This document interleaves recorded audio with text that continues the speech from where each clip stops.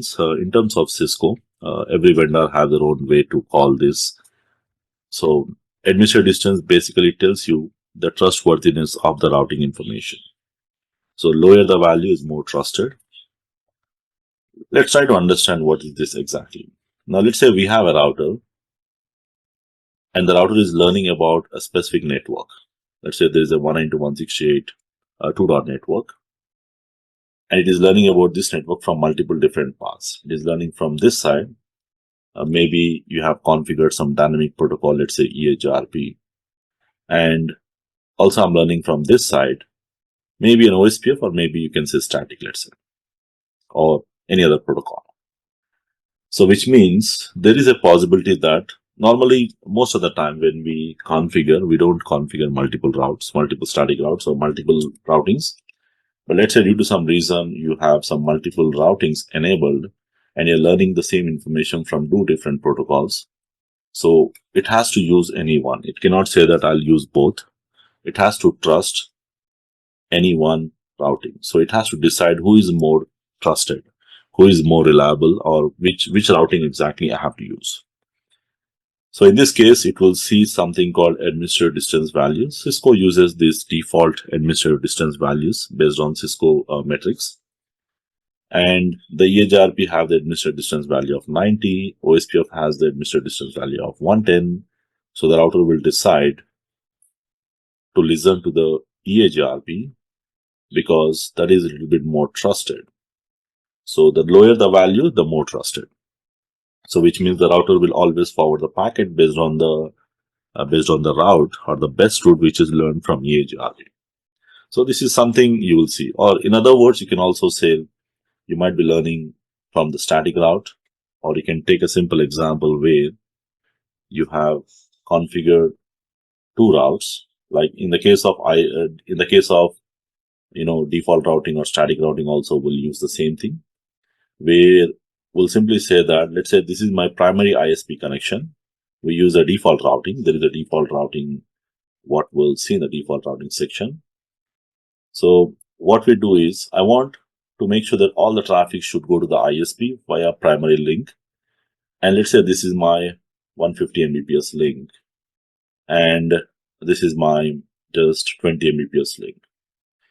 So I always want to prefer my 150 Mbps link. So what I can do is I can simply go to this router and I can simply say IP route. So if you have two connections or two next hops, let's say this is 10.001 and this is 11.001. And to reach any network, if I'm using a static route, again, default route, we'll keep it aside.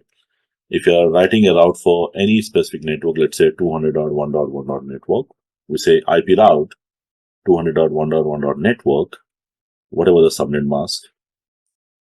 And the next hop, I'm going to say that it is going to be 10.001. Okay. And likewise, I'll add one more route. We call it as IP route 200.1.1 network via 255.255.255.0 via 11.001. And I'll give the AD value as 2. Now, there is one more option you will find in the last called administrative distance. And if I don't give anything, the default will be 1. So it's not just about two different routings. Even if you are learning any one routing, like in the case of static routes or floating static routes or the default routes, we'll use this scenario where you have to decide where you're going to write two destinations, right? For the same destination, I'm writing two different routes, but I'm saying that this is going to be my primary. And the reason because the AD value, whichever is a lesser, that is more trusted. So in my case, I'm telling my router 1, hello router 1, always use this one, always prefer this. But let's say due to some reason, if this goes down, then you can use the second one. Okay. So we call this as a floating default routes as well. So again, we'll see this in the floating default route example, configuration example over there. So the idea here is simple. A router may actually learn about the same network from multiple routing sources if you have enabled. Like I said, normally you don't enable OSPF, EHRP, or multiple protocols in the same. But in case if it is learning about this information from both, it is going to compare the AD value In the case of AD value, the OSPF is 110 and the EHRP is 90. So it's going to select based on the EHRP 90, and it will simply forward or listen to that. Okay. So these are the default AD values which has been defined. We can change them. So the connected always have 0, which is always trusted. And the static route will always have the AD value of 1. You can verify this if you go to the routing table, assuming that if you have already configured the static routes, you can see there is a static route which is being configured, and you can see these values here. So technically there will be two values here. The first value defines the AD value and the second value defines the cost.